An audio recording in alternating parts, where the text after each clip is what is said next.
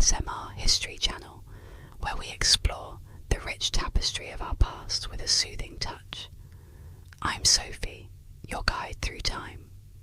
Today, we delve into the fascinating era of the Hyksos, a diverse group whose rise to power in Egypt between 1650 and 1550 BC brought groundbreaking advancements and significant cultural exchanges. Sit back, relax, and let the whispers of history carry you to the ancient land of the Nile, where we'll uncover the story of the Hyksos' reign and their lasting impact on Egyptian history. As we journey together, you'll experience the serene unfolding of historical events, enriched with detailed accounts and ambient sounds that evoke the essence of ancient Egypt. The rise of the Hyksos, a diverse group of Asiatic individuals, to power in Egypt between 1650 and 1550 BC, marked a significant period in ancient Egyptian history.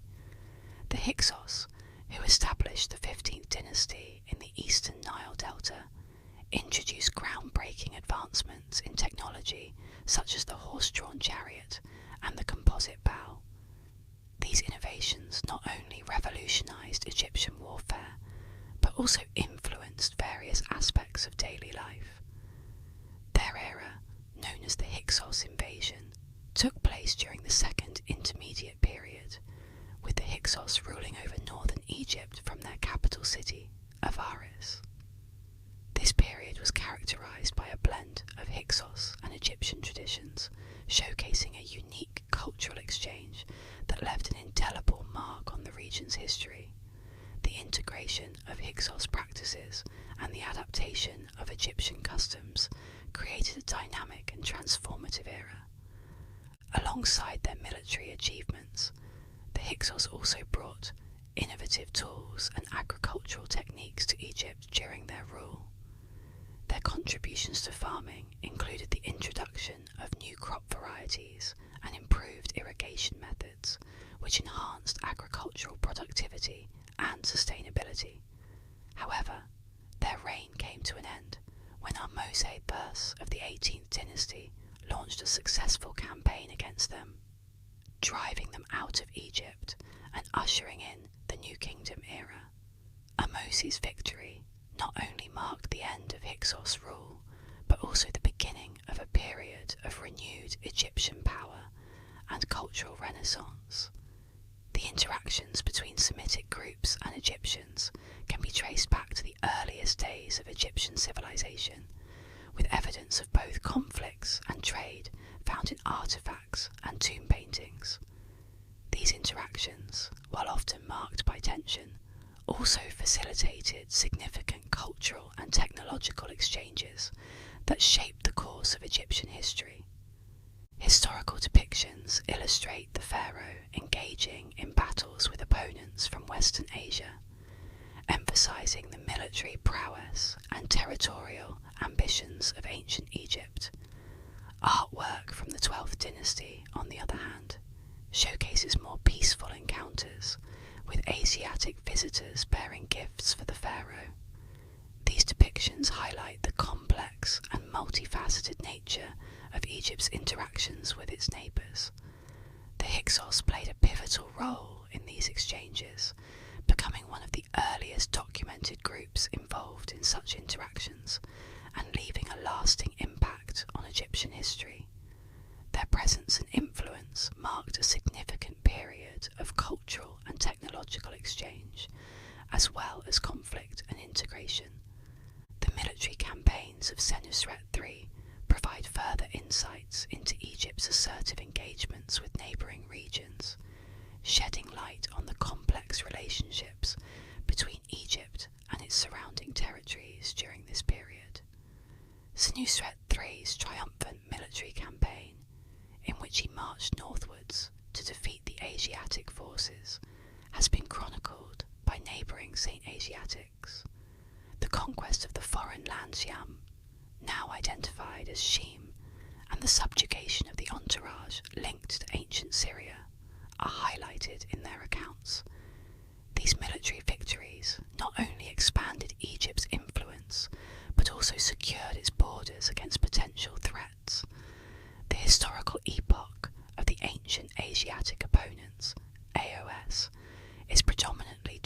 documented through the writings of Mano, a revered Egyptian priest and historian from the Hellenistic period. Regrettably, the original manuscripts of Mano have not withstood the test of time, and our comprehension of his narratives is gleaned from later references by renowned historians, with Josephus, the Jewish historian, being a prominent figure in this regard. Mano's narrative, as relayed by Josephus, vividly depicts the sudden and ruthless invasion of Egypt by the enigmatic Hyksos, a group originating from the east. According to Mano's rendition, this invasion caught the Egyptians off guard and was remarkably successful, accomplished without significant opposition or clashes. The Hyksos swiftly seized power from the Egyptian rulers, leading to a violent occupation characterized by the razing of cities and desecration of sacred temples. Mano's account further delves into the severe mistreatment of the Egyptian populace by the Hyksos, involving widespread massacres and the enslavement of women and children. This period of Hyksos domination is depicted as a dark chapter in Egyptian history, marked by brutality and upheaval. However, it also set the stage for significant cultural and technological advancements, as the Hyksos introduced new practices and innovations that would leave a lasting legacy on Egyptian society. The conventional portrayal of a violent Hyksos onslaught, as depicted in the writings of the ancient Egyptian priest Mano, has undergone a thorough reassessment and dismissal by contemporary scholars. The sudden and brutal conquest chronicled by Mano is now believed to be a product of his exposure to subsequent foreign invasions, rather than an accurate representation of the ascent of the Hyksos to power. Recent archaeological findings and isotopic analyses point towards a more gradual and harmonious integration of the Hyksos into Egyptian society. Excavations, especially at the Avaris site, unveil a continuous presence of Asiatic individuals in the area, spanning over 150 years before the Hyksos' dominance, with traces of Canaanite settlements dating back to 1800 BC. These findings paint a picture of long-term coexistence and cultural exchange between the native Egyptians and the Asiatic settlers. These discoveries suggest that the rise of the Hyksos to supremacy was a result of migration and assimilation rather than a fierce war of conquest. Strontium isotope analysis provides credence to this theory, revealing a higher proportion of non-local females in the populace, challenging the conventional narrative of invasion dominated by male warriors. This evidence supports the idea that the integration of Asiatic groups into Egyptian society was gradual and involved entire families, not just military incursions. Certain scholars underscore that the influx of Western Asiatic groups into Egypt was a long-standing phenomenon, driven by the allure of Egypt as a land of opportunities, particularly for trade and commerce. The vibrant city of Avaris in the lush Nile Delta served as a magnet for migrants drawn to its pivotal role in global trade and maritime activities. Historical records from earlier Egyptian dynasties vividly illustrate the assimilation of Asiatics into various societal functions within Avaris, showcasing their broad influence in areas such as ship construction, military service, and temple duties. These records indicate that Asiatic individuals had established themselves as integral members of the community long before the Hyksos' rise to power. The political landscape of Egypt before the rise of the Hyksos was marked by fragmentation, especially following the decline of the 13th dynasty around 1725 BC. This decline paved the way for the emergence of regional powers, notably the West Asian-dominated 14th dynasty centered in Avaris. The transition from the 14th to the Hyksos-controlled 15th dynasty appears to have occurred relatively peacefully, sparking scholarly debates on the exact circumstances of the 15th dynasty's rise to power. While some theories suggest a potential invasion or displacement of the 14th dynasty, others view the evidence as inconclusive, with findings like the Stela of Nephthys III hinting at disruptions, possibly due to mercenary activities rather than a full-fledged military conquest.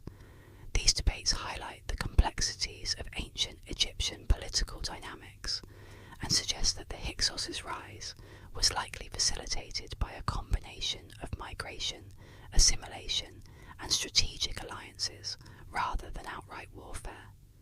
The debate surrounding the duration of Hyksos rule in Egypt is rooted in the fragmented historical records of the 15th dynasty.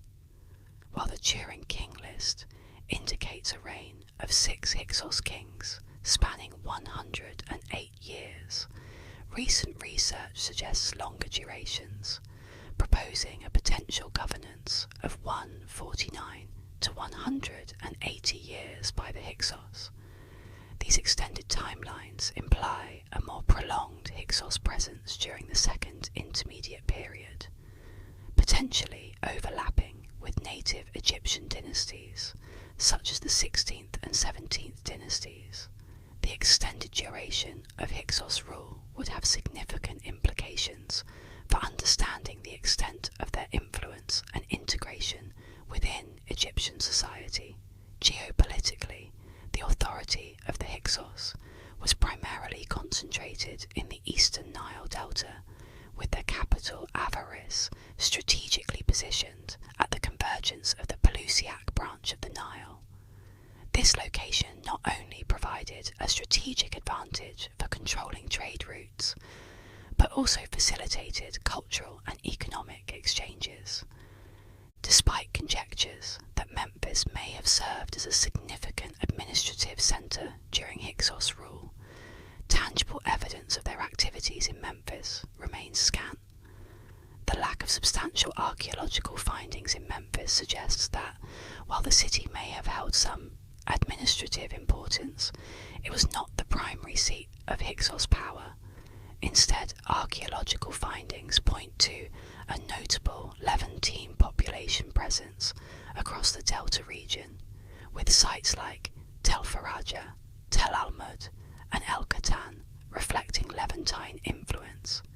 Avaris likely attracted a higher number of Levantine settlers, capitalizing on its economic prosperity, which was bolstered by its role as a major trading hub. The presence of Levantine artifacts and architectural styles at these sites indicates a significant degree of cultural assimilation and exchange between the Hyksos and the local Egyptian population. Archaeological evidence at Kom el Hissen on the delta's periphery suggests potential Levantine influence or settlement in the area. The discoveries in the western delta and the burial customs in the northeastern delta regions provide insights into a distinct blend of Egyptian and Levantine influences, pointing towards the existence of a population known as Egyptian Levantines. This cultural amalgamation is evident in the fusion of burial practices, pottery styles, and domestic architecture found at these sites. Tel Basta, or Bubastes, is a significant archaeological site honouring Hyksos kings such as Kamudi and Apepi, but lacks concrete evidence of a Levantine residential presence. The monumental structures and inscriptions at Tel Basta suggest it was a ceremonial and administrative centre, yet its role in everyday Hyksos life remains unclear. On the other hand, Tel el Dabba, located near a Nile branch close to Saqqara, indicates a non-Egyptian influence, predominantly Levantine or Levantine-like, suggesting a cultural amalgamation rather than a complete displacement. This settlement likely played a pivotal role in facilitating trade and administrative activities for the Hyksos community, especially in terms of commerce in grain and other goods. The evidence of Levantine-style houses, pottery, and highlights the integration of Hyksos and Levantine traditions. This site underscores the complexity of Hyksos rule, characterized by both cultural exchange and political control. The interactions at Tel El Dabba exemplify the broader patterns of Hyksos integration within Egyptian society, where trade, diplomacy, and cultural blending were key elements of their governance. In the Wadi Tumat region, El Musuta distinguishes itself with its abundance of Lentine pottery and historical ties to the 15th dynasty, showcasing the cultural affinities of the Hyksos people with the Levant. This area serves as a significant testament to the intricate cultural connections and exchanges between the Hyksos people and the Levantine region during the 15th dynasty. The adjacent sites, such as El Alaba and Ti al-Sahaba, also reveal artifacts that indicate Hyksos-style burial traditions, providing further evidence of the widespread influence and distinct cultural practices of the Hyksos. Tel El Yehuda, strategically located between Memphis and the Wadi Tumat, is another critical site that features a significant earthwork, possibly constructed by the Hyksos. This site is notable for its Lentine burial customs, dating back to the 13th dynasty, further underscoring the Hyksos' strategic importance. Their control over key access points towards Kai, the southern Levant, and potentially the Red Sea, highlights their ability to efficiently oversee trade and military movements, enhancing their influence and power in the region. While sites like Tel al-Kabir, Ti Yahud, and Tel Fire exhibit elements that researchers associate with Hyksos culture, the scarcity of published archaeological data poses significant challenges in fully understanding their significance. These sites are crucial for piecing together the broader picture of Hyksos' influence and control. Although the Hyksos claim dominion over both Lower and Upper Egypt, their actual control was likely more restricted, possibly extending only to Hierapolis and Chios as their southernmost boundary. The presence of Hyksos-related artifacts in Upper Egypt, such as in Thebes, is believed to result from various interactions, like trade, diplomacy, or sporadic raids, rather than direct governance. This suggests that the widespread influence of the Hyksos, once interpreted as evidence of a vast empire, is now seen as stemming from diplomatic exchanges and trade networks. This nuanced view presents the Hyksos as rulers engaged in complex international relations and commerce, rather than just military conquests. The clash between the Hyksos and the native Egyptians, rooted in historical conflicts, has become a focal point amidst the unfolding narratives of power struggles and territorial disputes. The conflict, once seen as a struggle for national liberation against a harsh oppressor, has faced skepticism and re-evaluation by modern scholars. This re-evaluation has prompted a re-examination of the historical narrative, questioning the portrayal of the conflict as a straightforward nationalist uprising, and instead exploring the complexities of the interactions between the Hyksos and the native Egyptians. The origins of hostilities can be traced back to the era of the Second Enra, a Theban monarch whose demise in combat against the Hyksos is evidenced by the axe wounds on his mummified remains. This era marked a significant turning point in Theban history, as the conflict with the Hyksos left a lasting impact on the region's political and cultural landscape. While the exact catalyst for the conflict remains unclear, a satirical fable titled The Quarrel of Apophis and Sekenra offers an intriguing possibility. This fable hints at a Hyksos ruler's demand to silence noisy hippopotamuses near Thebes as a potential trigger for the conflict, reflecting the tension and animosity between the two factions. This ambiguity surrounding the cause of the conflict adds layers of complexity to the historical accounts of the clashes between the Theban and Hyksos. Following the death of Second His successor, Chamos, reignited military campaigns against the Hyksos with fervour. The inscriptions on the caravan tablet reveal Chamos' determination to unify Egypt under indigenous rule, shedding light on the political dynamics of the time.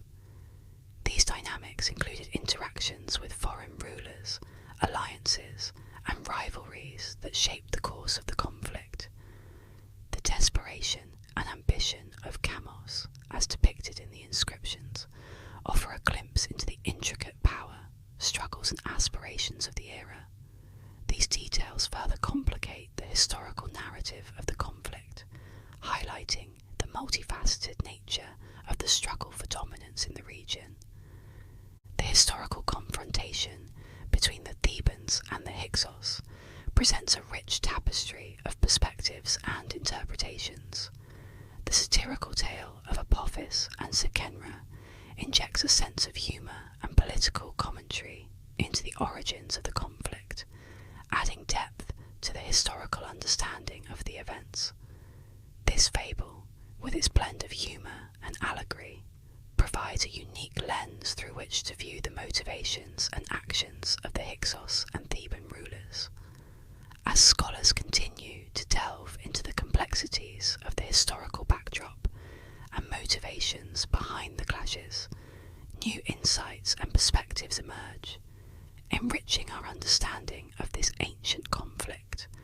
During this tumultuous period, known as the Intermediate Period, the king held significant control over Egyptian territories, but also had to contend with the presence of a powerful rival known as the Nuan. This period of instability and fragmentation saw various factions vying for control, leading to shifting alliances and ongoing conflicts. The presence of the Nuan, with their own ambitions and influence, adds another layer of complexity to the political landscape, further illustrating the intricate and often chaotic nature of this historical era. Despite the caution advised by his advisors, the king boldly embarked on military campaigns, launching assaults on cities like Nephi that were aligned with the Hyksos. These aggressive military strategies marked a significant shift in the political and military landscape of the region. One of the most notable events during this period was when Chamos claimed the capture of Avaris, only to lose it shortly after intercepting a message between Apepi and the king of Kush.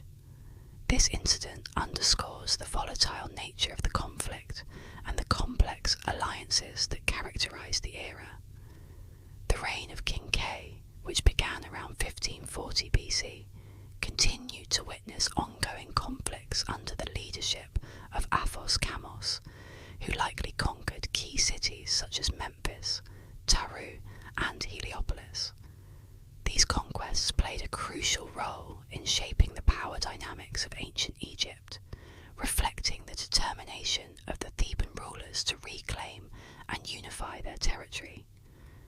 A detailed account of these military exploits can be found in the Tomb of Aros, which chronicles the siege of Avaris and its eventual conquest by Aros in the 18th year of his rule. This tomb provides invaluable insights into the strategies and events that define this period. Excavations at Tel Ela indicate a gradual abandonment of the city, with the Hyksos peacefully departing, as detailed in the writings of Mano. Mano emphasized the negotiated treaty that ended the siege, highlighting a rare instance of diplomatic resolution amidst the broader context of conflict and warfare. Manusis, another prominent figure of the time, besieged the walls of Avaris with a formidable army and successfully brokered a pact for the Hyksos to withdraw from Egypt. While historical records have long suggested a mass expulsion of the Hyksos to the Levant, recent archaeological findings challenge this narrative. Instead, evidence points to the resettlement of many Hyksos individuals across Egypt, particularly as skilled artisans and craftsmen. An analysis conducted by Manfred PTO highlights the continued production of Hyksos-style pottery, indicating their integration into Egyptian society. In the eastern Delta region, particularly near Avaris, the discovery of scarabs post the alleged expulsion has provided significant insights into the enduring presence of Canaanite religious practices in the area. This discovery suggests a continuous influence of the Asiatic inhabitants and their cultural traditions in Egypt, leading to a reshaping of Avaris' demographic landscape. Notably, Akosh, the son of Iana, played a crucial role in Aros' military campaigns that extended into Canaan. His successful expedition against Shahu-Hedin at Tel Lalul, a significant Canaanite stronghold, highlighted the far-reaching influence of Aros' reign beyond the borders of Egypt. Akosh's military prowess and strategic acumen were instrumental in establishing Theban dominance in the region, further consolidating the power and influence of Aros' rule. These campaigns not only secured key territories, but also demonstrated the expanding reach of Egyptian influence during this transformative period in ancient history. The era of the Hyksos was marked by notable diplomatic and military activities that left a lasting impact on Egypt and its neighbouring regions. One significant discovery was the Kuna letter found in Avaris, which shed light on the Hyksos' involvement in international diplomacy. This letter showcased their engagement with various external powers, highlighting their sophisticated approach to foreign relations. The discoveries of artifacts bearing the name of Hyksos King Canaan in different regions further suggest extensive diplomatic connections. These artifacts indicate interactions with Minoan Crete, the Hittite Empire, and potentially the Babylonian City dynasty, illustrating the Hyksos' far-reaching diplomatic reach and their ability to forge alliances and maintain relationships with distant powers.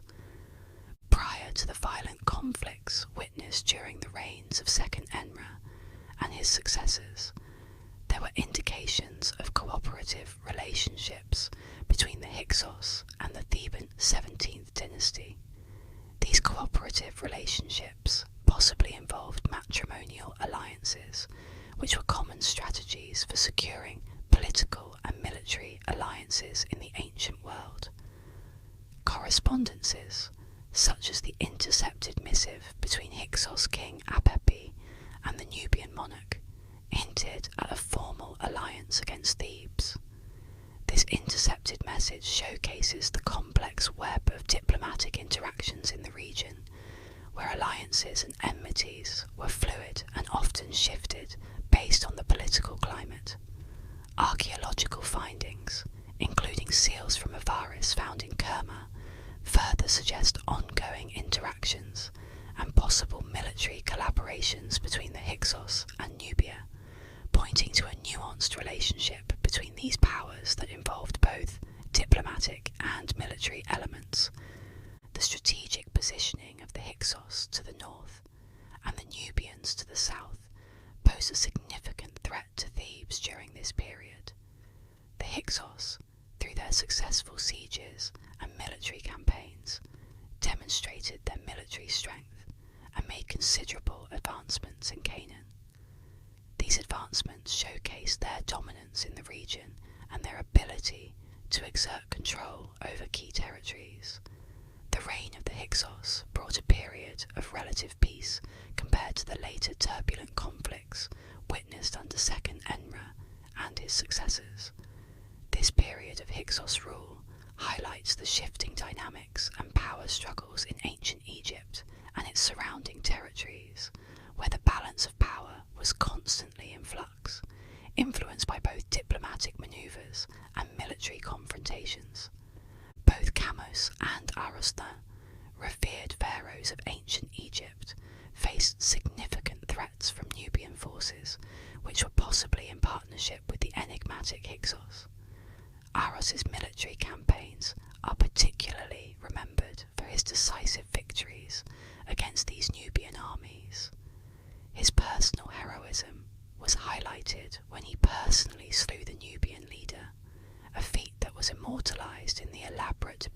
ones found in his tomb at Thebes. These representations not only celebrate Aros's military prowess, but also serve as a testament to the complex and tumultuous interactions between the Egyptians and their southern neighbours. The depiction of the Hyksos as rulers over various Egyptian dynasties, as seen in later texts like the Quarrel of Apis and Seqenra, suggests a dynamic relationship involving tribute and potential servitude. However, some modern scholars challenge this narrative, arguing that the idea of servitude may be exaggerated.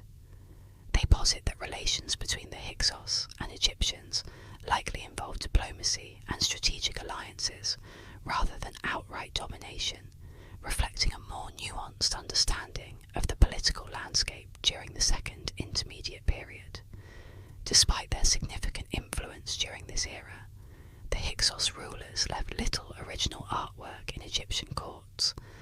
Instead, they chose to inscribe their names on existing monuments, a practice that underscores their strategy of cultural appropriation and assimilation. This appropriation is exemplified by King Canaan of the Hyksos, who rebranded numerous artifacts that were originally dedicated to earlier pharaohs.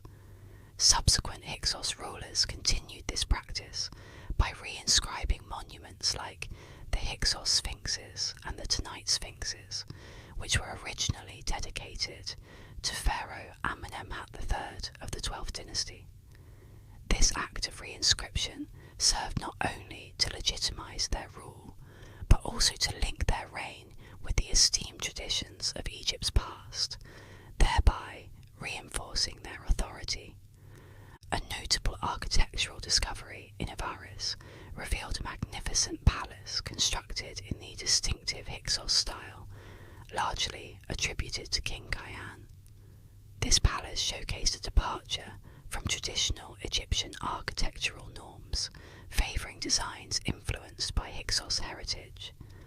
The unique architectural elements highlighted the cultural fusion and the distinct identity that the Hyksos brought to their rule in Egypt. Additionally, King Apepi displayed an appreciation for Egyptian cultural traditions by overseeing the reproduction of the Rhine mathematical papyrus. This endeavour indicates a blend of Hyksos and Egyptian scholarly legacies, illustrating the intellectual and cultural exchanges that took place during their reign. The burial practices of the Hyksos notably diverged from those of the Egyptians, with their deceased interred within settlements. This practice was contrary to the Egyptian custom of burying outside inhabited areas, reflecting different cultural attitudes towards death and the afterlife. The presence of Hyksos burials within living areas suggests a closer, perhaps more personal connection to their ancestors, and highlights the cultural distinctions between the Hyksos and the native Egyptians. Some Hyksos tombs featured Egyptian-style chapels, while others contained the burial of young women, potentially as symbolic offerings. This practice of including young women in burials may reflect both religious and cultural rituals, aimed at ensuring the deceased's safe passage into the afterlife, or invoking divine favour. Additionally, infants were occasionally laid to rest in Canaanite vessels, further emphasising the blend of cultural practices. These burials often included horses and other valuables, underscoring a fusion of Egyptian and Near Eastern customs related to status and religious beliefs. The inclusion of horses, in particular, reflects the Hyksos' significant contribution to Egyptian society. They are credited with introducing the horse and chariot to Egypt, a pivotal advancement in military tactics that reshaped warfare in the region. This introduction revolutionised the way battles were fought, providing increased mobility and strategic advantages that were previously unavailable. When delving into the realm of warfare in ancient times, the iconic image of a soldier riding in a chariot often takes centre stage, embedded in our collective memory of historical conflict. This image underscores the transformative impact that Hyksos had on Egyptian military capabilities. The question of whether the Hyksos utilised chariots in battle remains a subject of scholarly debate, as the evidence linking them to these war machines is somewhat unclear. While early horse burials hint at a familiarity with horses, there is no concrete proof that the Hyksos deployed chariots during their military campaigns, unlike the Hittites to the north. The first documented instances of chariot use in Egyptian warfare come from accounts of battles against the Hyksos towards the end of their rule, suggesting that if they did introduce chariots to Egypt, it may have backfired on them in the end. This paradox adds a layer of complexity to the narrative, where the very technology they may have introduced ultimately contributed to their downfall. The lack of definitive evidence leaves room for speculation and further research into the military strategies and innovations of the Hyksos. Discussions persist regarding whether the Hyksos brought about advancements in military technology such as the sickle sword and composite bow. These weapons are often associated with the Hyksos era, yet their exact origins remain shrouded in mystery. This ambiguity invites speculation on whether these advancements were innovations by the Hyksos themselves, or adaptations from interactions with neighbouring cultures during their reign. The sickle sword, with its distinct curved blade, and the composite bow, known for its superior range and power, represented significant advancements in weaponry that could have been influenced by or adapted from neighbouring regions. Similarly, the strides made in bronze working techniques attributed to the Hyksos may signify broader technological progress rather than exclusive contributions by this enigmatic group. The improvements in bronze casting and metal working reflect a period of significant technological advancement, emphasising the multifaceted nature of their influence beyond the battlefield. These technological strides highlight the complexity and depth of Hyksos' contributions to Egyptian society, extending beyond mere military might to include significant cultural and technological influences. In addition to their potential military innovations, the Hyksos left a significant mark on various non-military aspects of society. They introduced new weaving techniques, which likely revolutionised textile production and fashion in the region. Their influence extended to the arts as well, bringing in new musical instruments that enriched the cultural landscape of ancient Egypt. Furthermore, the Hyksos had a notable impact on the wine culture of the region, possibly introducing new viticulture practices and varieties of wine that became integral to social and ceremonial life. The introduction of full body armour by the Hyksos marked a significant departure from the traditional Egyptian approach to warfare, where armour and helmets were not commonly utilised until the New Kingdom period. This shift towards more advanced protective gear highlights significant changes in military tactics and personal defence strategies during combat, underscoring the evolving nature of warfare during this period. The adoption of such innovations illustrates the Hyksos' role in transforming Egyptian military practices and their broader influence on the society they ruled. Furthermore, Avaris emerged not only as the political capital, but also as a bustling commercial hub in the Nile Delta during the Hyksos era. The city played a pivotal role in establishing and maintaining extensive trade networks that extended across the eastern Mediterranean and deep into the Near East.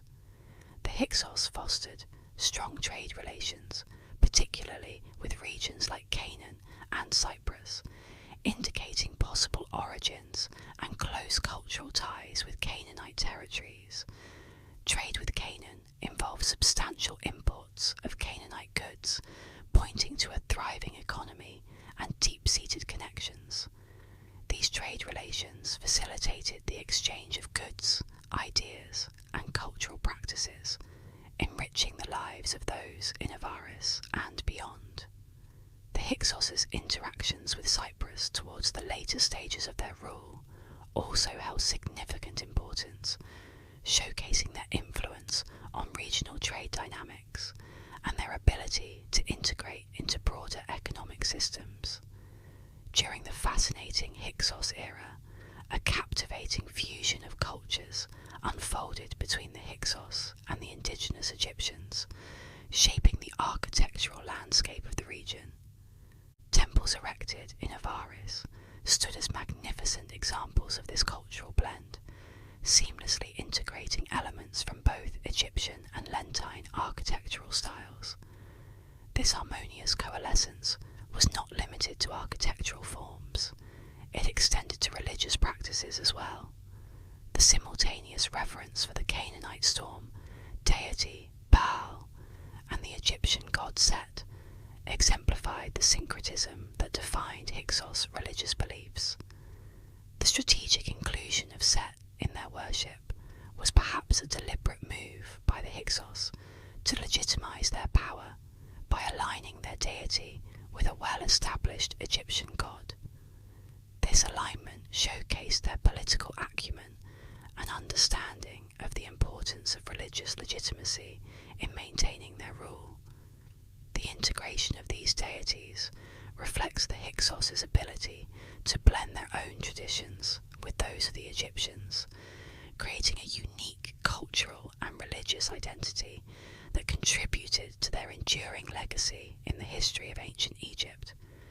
Amidst the bustling trade routes and vibrant cultural exchanges, historical records hint at a trade embargo between Upper and Lower Egypt during the reign of the Hyksos. This embargo potentially strained economic relations and weakened the financial standing of the Hyksos, as it disrupted the flow of goods and resources between the two regions. The economic implications of such an embargo would have been significant, affecting not only the Hyksos, but also the broader economic stability of Egypt, despite popular perceptions depicting the Hyksos as antagonistic towards Egyptian religious customs. Archaeological findings paint a more nuanced picture. Offerings made by Hyksos leaders to traditional Egyptian deities point towards a level of respect and integration with Egyptian religious traditions. These offerings highlight a more complex relationship between the two cultures, suggesting that the Hyksos were not merely foreign rulers, but active participants in the religious and cultural life of Egypt. The narrative propagated by Josephus, intertwining the Hyksos with the Jewish community, has left a lasting impact on historical interpretations of the era. Josephus's accounts trace a connection between the Hyksos and the Jews through the enigmatic figure of the ancient Egyptian priest Manetho, suggesting a role played by the Hyksos in the establishment of Jerusalem post their expulsion from Egypt. This connection has been a subject of much debate and scrutiny among historians. Questions surrounding the authenticity of this narrative and the potential biases of the author have surfaced, especially given the absence of independent corroboration of Manetho's original writings. These doubts cast a shadow over the reliability of Josephus's accounts, prompting scholars to re-evaluate the historical connections he proposed.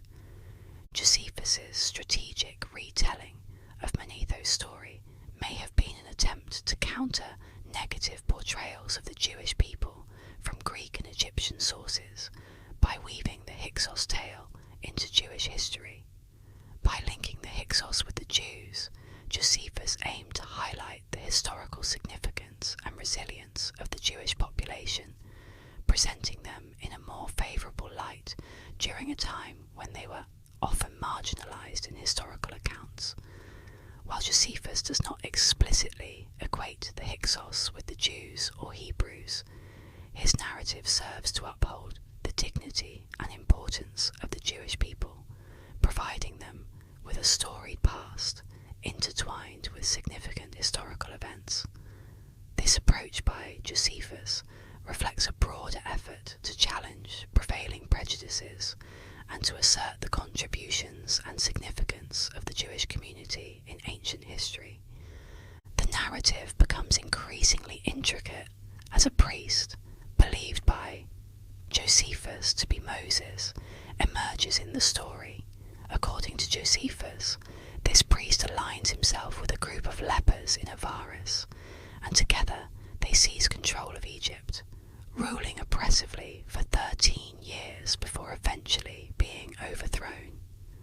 This dramatic episode blends historical elements with biblical undertones, potentially reflecting later efforts to intertwine various traditions and accounts into a coherent storyline that serves specific theological and cultural purposes.